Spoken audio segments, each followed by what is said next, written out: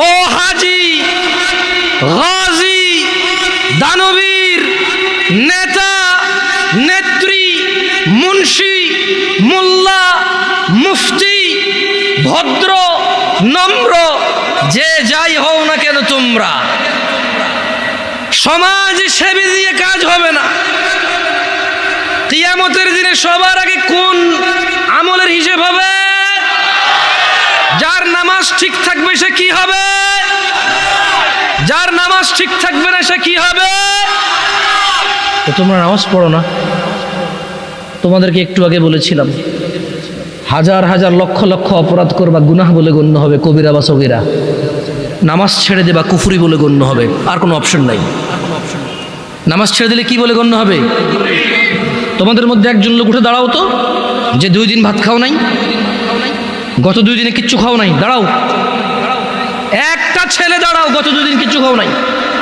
কিন্তু এখানে তোমাদের মধ্যে অনেকে আছো গত সপ্তাহে জুমা পড়ছো, আর এই সপ্তাহে জুমা পড়ছো, এই আজকের জুমার পর আবার আগামী জুমা পড়বা। কিভাবে তোমার ইমানটা বাঁচে বলতে পারো আমাকে?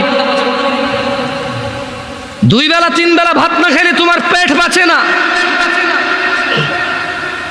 আর 35 ওয়াক্ত নামাজ ছেড়ে কি শক্তিশালী ইমান তোমার! ইমানের কি এক্সারসাইজ তুমি করেছো, কি ক্যাপাসিটি অর্জন করেছো ইমানের, যেটা বছরের পর বছর, মাসের পর মাস নামাজ না পড়ে এটা ইমানদার থাকে। এমন ক্ষমতা অর্জন করেছো ইমানের তুমি। শোনো আমার ভাই, আব্দুল্লাহ ইবনে মাসউদ রাদিয়াল্লাহু আনহু থেকে বর্ণিত, তিনি বলেন, সাআলতু নবিয়্য সাল্লাল্লাহু আলাইহি ওয়াসাল্লাম, আব্দুল্লাহ ইবনে মাসউদ বলছে রাদিয়াল্লাহু আনহু, যে আমি আল্লাহর নবী সাল্লাল্লাহু আলাইহি ওয়াসাল্লামকে জিজ্ঞেস করলাম, বললাম, ইয়া রাসূলুল্লাহ, আইয়ুল আমালি আহাব্বু ইলাল্লাহ? ইয়া রাসূলুল্লাহ, ও আল্লাহর রাসূল সাল্লাল্লাহু আলাইহি ওয়াসাল্লাম, আল্লাহর কাছে কোন আমলটা সব থেকে প্রিয়?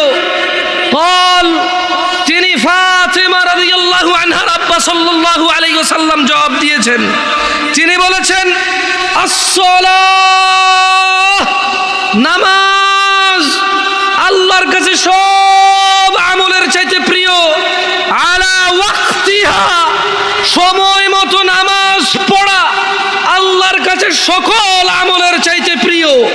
এই পৃথিবীতে যত আমল আছে মানুষ করে, আস-সালাতু আলা ওয়াক্তিহা, সময় মতো নামাজ পড়া আল্লাহর কাছে সব চাইতে প্রিয়।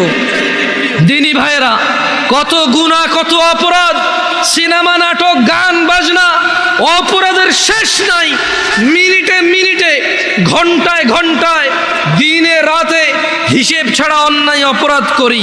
অথচ একটা ইবাদত এই পৃথিবীতে আছে যেটা করে মানুষ মুসলমান থাকতে হয়, ওই একই ইবাদত সমস্ত গুনাহের কাফারা হয়। একই ইবাদত যেটা করে মুসলমান থাকতে হয়। যেমনটা বাচ্চা যুবক চাকরিতে ঢুকলো, ঢুকার পর ডিউটিতে যেতে হয় চাকরি বাঁচাইতে হইলে, নাইলে চাকরি থাকবে না, চাকরি বরখাস্ত হয়ে যাবে, কোম্পানির কেউ বলে গণ্য হবে না। 1 দিন 2 দিন 3 দিন, 1 বেলা 2 বেলা 3 বেলা, 1 মাস 2 মাস 3 মাসেরও সুযোগ নাই। 2 4 10 দিন যদি ডিউটি ঠিক মতো না যায়, কোম্পানি তাকে বরখাস্ত করবে। এই কোম্পানির কেউ বলে গণ্য হবে না। বোনাস তো দূরের কথা, বেতন থাকবে না, বেতন তো দূরের কথা, চাকরি থাকবে না, চাকরি তো দূরের কথা, লাঞ্ছিত, বদনাম হবে, ডিউটি ফাঁকি দেয়, চোর বলে গণ্য হবে। নামাজ একই রকম ইবাদত। কোনো মানুষ যদি নিজেকে মুসলমান দাবি করে, সে প্রতিদিন 5 বার প্রমাণ করতে হবে সে মুসলমান, আদারওয়াইজ তার মুসলমানি তো টিকবে না। এ পৃথিবীতে আর দ্বিতীয় কোনো ইবাদতের হুকুম নাই যেটা মানে মুসলমানিত্ব বহন করে।